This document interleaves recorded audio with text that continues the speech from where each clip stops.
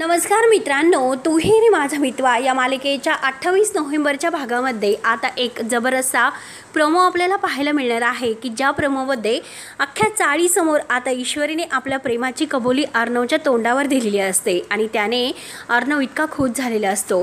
तर मित्रांनो, आता चला तर काय होते, आता ईश्वरी माहेरी आलेली असते आपल्या आई वडिलांचा जो लग्नाचा वाढदिवस आहे त्यासाठी, आणि अर्णवसुद्धा आता माहेरी येतो। आता मात्र चाळीत नम्रता आणि ईश्वरी पाणी भरायला येतात। चाळीत आता बायकांची रांग लागलेली असते पाणी भरण्यासाठी। आता अर्णव तिथे येतो आणि अर्णव मात्र प्रत्येक बायकांना आता रांगेमध्ये घुसून पाणी भरून देत असतो, त्यांच्या हातामध्ये बादल्या वगैरे देतो। तर आता त्यातील काही बायका म्हणतात की खरंच किती छान आहात, म्हणून अर्णव अगदी त्यांना टाळी देतो।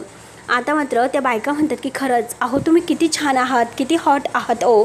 आता हे नम्रता आणि ईश्वरी मात्र बघून असतात, त्यांना आता शॉक बसतो। आता नम्रता हसते, परंतु आता ईश्वरीला खूप राग येतो। ईश्वरी लगेच रागाने पुढे येते आणि ईश्वरी आता अर्णवच्या हाताला धरते आणि त्या बायकांना म्हणते की हे बघा, माझा नवरा तो चाळीतील नोकर नाही, तर तो चाळीतील जावई आहे, असे बोलून ते आता अर्णवला बाजूला घेऊन जाते आणि अर्णवला म्हणते की काय गरज आहे तुम्हाला मात्र सगळ्यांच्या पुढे करून इम्प्रेशन पाडून घेण्याची। तर आता अर्णव म्हणत असतो की ईश्वरी तू असं का बोलतेस आणि तुला इतकं असं सेव का होत असेल। त्यावर आता ईश्वरी म्हणते की अर्णव सर, माझं तुमच्यावर खूप मनापासून प्रेम आहे, म्हणून मला तुमच्याबद्दल काहीतरी वाटते आणि आता कोणी तुम्हाला असं इम्प्रेशन पाडून मोहत पाडू नये याचं मला वाटते, म्हणून कोणीही तुमच्याजवळ आलेलं मला सहन होत नाही। आता अर्णव तिची गंमत करतो आणि म्हणतो की काय ईश्वरी काय बोललीस, परत बोल।